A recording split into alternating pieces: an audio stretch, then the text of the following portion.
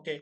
सो ये जो MCQ session है बहुत ही इम्पोर्टेंट होने वाला है आपका। ये जो है बिल्कुल इंडिया की कॉन्स्टिट्यूंट असेंबली के ऊपर जो है वो बना हुआ सेशन है। ठीक है, तो आप लोगों में इसमें सारे के सारे जो आपके डाउट्स हैं वो क्लियर हो जाएंगे। इससे पहले अगर आप लोगों ने मेरा वीडियो लेक्चर नहीं अभी तक देखा और आप लोग सिर्फ ये क्वेश्चंस देख रहे हो तो से रिक्वेस्ट है कि पहले वीडियो लेक्चर देखें, उसके बाद जो है इन क्वेश्चंस को अटेम्प्ट करें। ओके। सो फर्स्ट क्वेश्चन है, when was the constituent assembly of India first convened. आई बात समझ में कि पहली बार जो कॉन्स्टिट्यूएंट असेंबली है वो कब बैठी थी। तो आप लोगों को क्लियर पता है कि it was on 9th of December 1946। Okay, कौन थे तब president? Doctor Sachchidanand Sinha. Very good. Who was the first president of the constituent assembly? पहला प्रेसिडेंट कौन था कॉन्स्टिट्यूएंट असेंबली का? तो देखो यहाँ पे इसने क्लियरली ये नहीं बताया है कि इंटर्म प्रेसिडेंट की बात की है, जो 2 दिन का प्रेसिडेंट था उसकी बात की है, या फिर जो है वो टोटल प्रेसिडेंट की बात की है। बट ऑप्शन से क्लियर हमें नजर में आता है कि जो सच्चिदानंद सिन्हा है वो तो है नहीं कहीं, तो बच गए कौन? President of constituent assembly doctor Rajendra Prasad. तो इसका आंसर जो है आपका क्या हो जाएगा? It will be doctor Rajendra Prasad.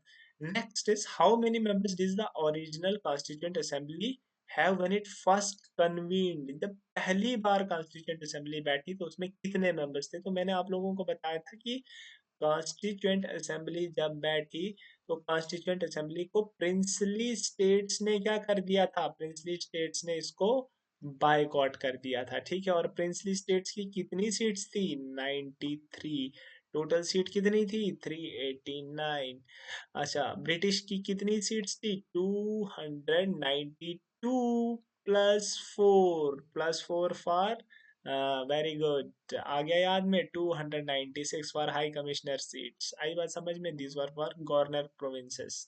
Okay, so 296, yes, this will be the right answer. Okay, which community was under represented in the original constituent assembly? बहुत ही शानदार सवाल है ये, कि ऐसी कौन सी कम्युनिटी है जिसको जो अंडर represented थे। अंडर represented का मतलब समझते हो कि it was not properly represented। ठीक है, जो पूरी तरह से जो है वो represent नहीं की गई थी। देखो, अगर हम लोग कॉन्स्टिट्यूएंट असेंबली की बात करें तो मैंने बताया था कि इलेक्शन हुआ था, है ना, और इलेक्शन जो हुआ था दैट वाज इनडायरेक्ट इलेक्शन। कैसा था? इनडायरेक्ट इलेक्शन था। और जो इनडायरेक्ट इलेक्शन भी था उसमें भी जो पहले स्टेप पे लोग थे, मतलब इट वाज जो लोग इलेक्ट किए गए थे, they were elected by people who were also elected by some other people. आई बात समझ में? ठीक है, इन्होंने इसको इलेक्ट किया मान लो, और इन्होंने फिर आगे जो कॉन्स्टिट्यूएंट असेंबली का मेंबर है उसको इलेक्ट किया। आई बात समझ में? बट इवन जो ये वाले लोग थे ये भी पूरी पॉपुलेशन नहीं थी। At that time there was limited franchise. आई बात समझ में? लिमिटेड फ्रेंचाइज थी, कुछ कंडीशंस थी जो लोग उसको मैट करते थे वही जो थे वो वोट कास्ट कर पाते थे। तो उन्होंने ही इन लोगों को जो है वो इलेक्ट किया। फिर उन लोगों ने जो है आगे जो कॉन्स्टिट्यूएंट असेंबली में आदमी किया उसको जो है वो इलेक्ट किया। तो इनडायरेक्ट इलेक्शन था। और किस तरीके से इलेक्शन था मैंने आप लोगों को ये चीज बता दी। अब ये बता रहे थे कि अंडर रिप्रेजेंटेड कौन थे। देखो, अंडर रिप्रेजेंटेड तो ये तीनों ही कैटेगरीज, देखो, शेड्यूल्ड कास्ट भी अंडर रिप्रेजेंटेड में थे, शेड्यूल्ड ट्राइब भी, और विमेन भी जो है वो क्या थी? अंडर रिप्रेजेंटेड थे। अगर मैं विमेन की बात करूं तो out of total seats only 15 were women's. ठीक है, कॉन्स्टिट्यूएंट असेंबली में सिर्फ 15 जो थी वो औरतें थी। तो आप लोग यहाँ से अंदाजा लगा सकते हो कि जो परसेंटेज है वो कितना कम है। It is around 5%। ठीक है, लगभग जो है 5% सिर्फ महिलाएं थी। तो वी विल से कि अगर 50% पॉपुलेशन में से 5% सिर्फ महिलाएं आगे हैं तो बराबर they are under, they're under represented. Similar was the case for scheduled castes and scheduled tribes. हालांकि कुछ scheduled castes के और scheduled tribes के लीडर जो थे, ट्राइबल लीडर्स भी थे, शेड्यूल कास्ट के लीडर भी थे, विमेन लीडर्स भी थे जैसे सरोजिनी नायडू वगैरह।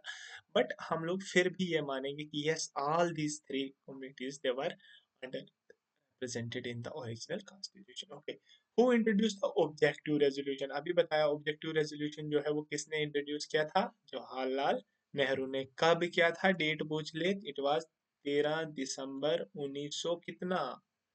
1946 भैया। हाँ, और इसको कब एक्सेप्ट किया? 22 जनवरी 1947। Very good. Okay, So next is which of the following leaders was not involved in the drafting of the constitution? Constitution के ड्राफ्टिंग में इनमें से कौन सा लीडर इन्वॉल्व नहीं था? बी आर अम्बेडकर बराबर थे, डॉक्टर राजेंद्र प्रसाद बराबर, ये तो प्रेसिडेंट थे, जवाहरलाल नेहरू बराबर ऑब्जेक्टिव रेजोल्यूशन चलाए, महात्मा गांधी, जी हाँ महात्मा गांधी एक ऐसे व्यक्ति हैं, सिर्फ एक ही ऐसे व्यक्ति हैं जो कि महान पॉलिटिकल लीडर थे, लेकिन महात्मा गांधी जी कॉन्स्टिट्यूशन बनाने में प्रेजेंट नहीं थे। क्यों नहीं थे? क्योंकि महात्मा गांधी ने जिस भारत का सपना देखा था वो बिल्कुल बाकियों से अलग था।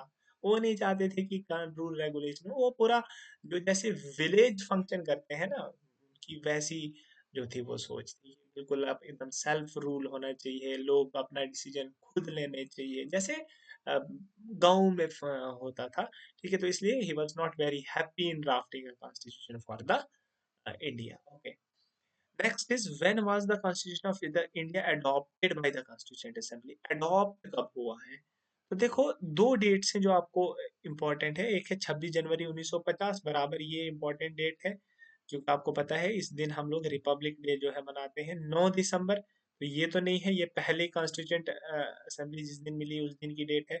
ये भी डेट नहीं है क्योंकि 15 अगस्त को हम लोग आजाद हुए, और ये वाली डेट, तो there will be confusion between these two dates की अडॉप्ट जो है वो कब हुआ है। ठीक है, और आपके पास दो डेट है, एक है 26 जन 1950 और दूसरी है आपके पास 26 नवंबर 1949। सो यहाँ से आप लोग क्लियरली देख लो ये वाली बात कि 26 जनवरी को ना एनेक्ट हुआ है, लागू हुआ है, कानून बन के तैयार कब हो गया था? 1949 में हुआ है, और आपके प्रेम्बल में भी लिखा है कि on this 26 November 1949 we do hereby adopt enact and give to our selves this constitution. तो अगर अडॉप्ट अडॉप्ट लिखा है तो you should go with option D, that is 26 November 1949। अगर ऐसे लिखा होता कि होली या फुली जो है वो इम्प्लीमेंट कब हुआ, या इनेक्ट लिखा होता, तो चलो हम लोग जो है वो किसके साथ जाते?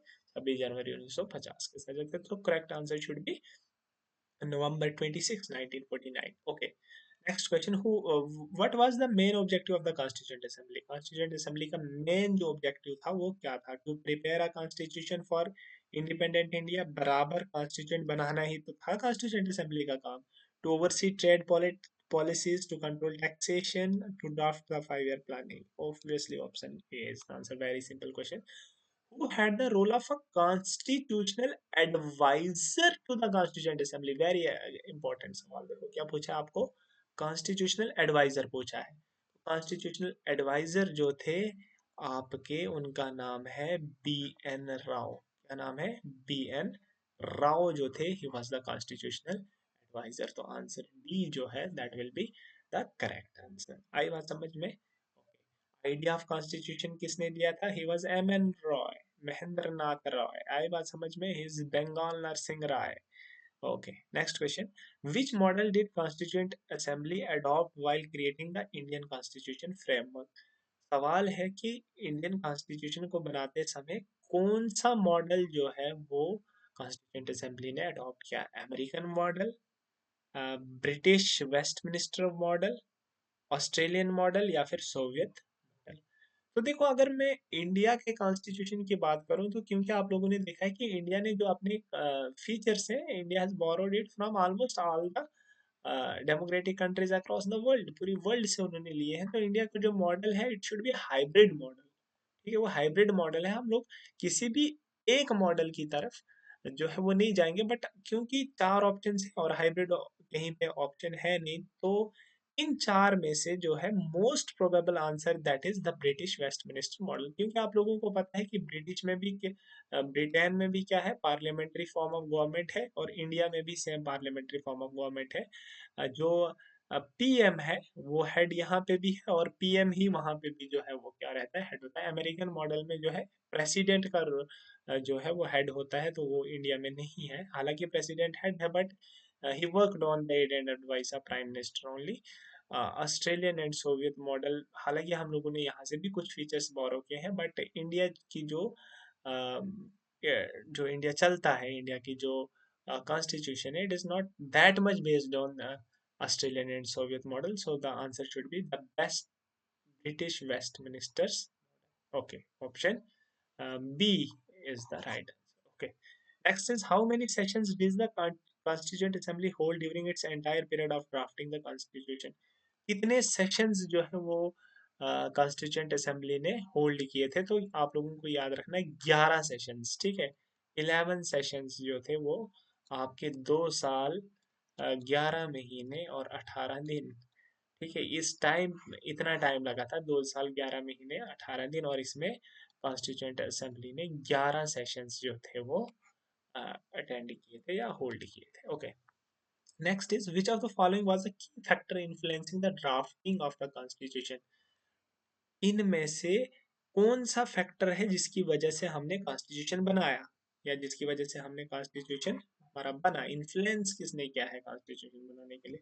कॉलोनियल रूल बराबर, क्योंकि हम अंग्रेजों के गुलाम थे, जब गुलामी से छूटे तो हमने सोचा कि हमें अब अपने लिए रूल्स एंड रेगुलेशंस खुद बनाने हैं, ठीक है। ओके। पार्टीशन ऑफ इंडिया बराबर, पार्टीशन ऑफ इंडिया भी है ही एक तरीके से, बिकॉज 1947 के बाद पार्टीशन ऑफ इंडिया हुआ तो इंडिया को बनाना था रूल कि हमें इंडिया को कैसे गवर्न करना है, ठीक है, क्योंकि पाकिस्तान तो अलग हो गया था। Okay. Socio religious reform, again ये भी जो है वो रीजन है, all of the above should be the answers, ठीक है। Okay. Next is which article in the Indian constitution reflect the adoption of constitution from January 26 1950? बताओ भैया।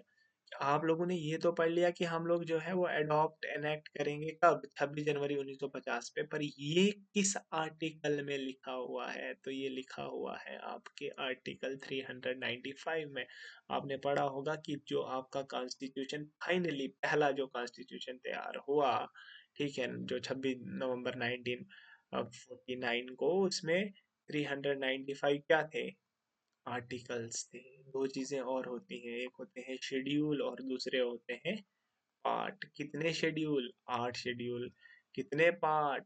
22 पार्ट। आई बात समझ में? तो ये जो थे, तो उसी में जो लास्ट आर्टिकल है, आर्टिकल 395, उसने ये कहा था कि हम लोग जो है कॉन्स्टिट्यूशन को इफेक्ट में कब से लाएंगे, ठीक है। हम लोग जो है कॉन्स्टिट्यूशन को इफेक्ट में जो है वो 26 जनवरी 1950 से लाएंगे। ओके।